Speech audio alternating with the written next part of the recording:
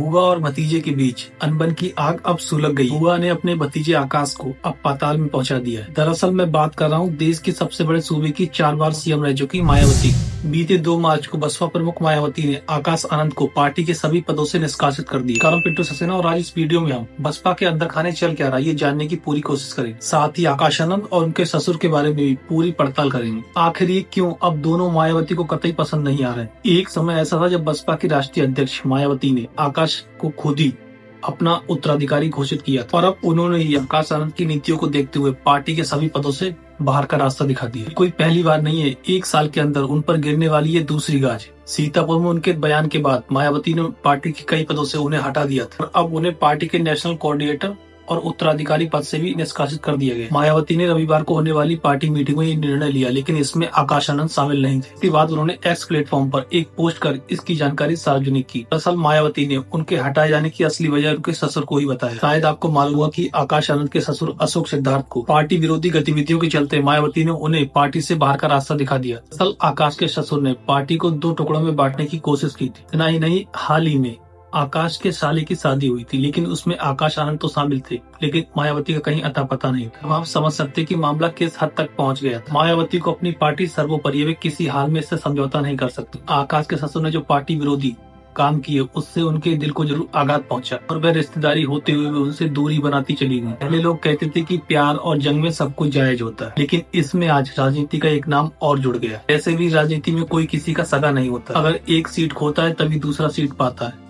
ससुर तो चलो फिर भी ठीक है, लेकिन आकाश अपने ससुर की राह पर ही चलने लगी थी। कारण से मायावती ने आकाश पर भी पार्टी की विरोधी होने का आरोप लगाया। मायावती ने आकाश के ससुर को ही नहीं बल्कि उनकी वाइफ को भी खरी खरी सुनाई। मायावती ने कहा कि आपको पता ही होगा कि एक लड़की पर अपने पिता का कितना प्रभाव पड़ता है, हमें इसे गंभीरता से देखना होगा। आपको मालूम होगा कि हाल ही में आकाश आनंद की शादी हुई थी। जैसे मायावती ने ये सोचकर उन्हें पार्टी के अहम पदों की जिम्मेदारी दी, साथ ही उन्हें अपना उत्तराधिकारी भी बनाया। वे यूथ है और पार्टी के साथ यूथ को जोड़ने का काम करेंगे। तो उन्होंने पार्टी की सोशल मीडिया हैंडल्स को चमकाया, लेकिन फिर भी वह अपने काम में नाकाम रहे। इस बात का प्रमाण है कि बसपा का वोट प्रतिशत लगातार गिरता चला गया। तो ये जानकर हैरानी होगी कि 403 सीटों वाली यूपी विधानसभा में बसपा का मात्र 1 विधायक। देश में ना तो उनका कोई सांसद है और ना ही कोई राज्यसभा सदस्य। हालत इतनी खराब है कि पार्टी की अब पॉलिटिक्स खत्म होती दिखाई दे रही है। एक समय था जब मायावती का पूरे सूबे में दबदबा था, अधिकारी मायावती के नाम से कांपते थे, और आज ये दिन है कि उनका भतीजा भी उनसे नहीं डरता। शायद आपको मालूम हो कि मायावती उत्तर प्रदेश की 4 बार मुख्यमंत्री रह चुकी। सबसे पहली बार वह 1995 में यूपी की सीएम बनी थी, और दूसरी बार वह 1997 में यूपी की सीएम बनी, और तीसरी बार वह 2002 में यूपी की सीएम बनी। चौथी बार 2007 में वह यूपी की सीएम बनी, जिसके बाद उन्हें अखिलेश ने हराया। उसके बाद अब बीजेपी ने उन्हें हाशिए पर ला दिया है। आज मायावती के साथ उनका जाटा वोट भी नजर नहीं आता। बावजूद इसके बहुजन हिताय बहुजन सुखाय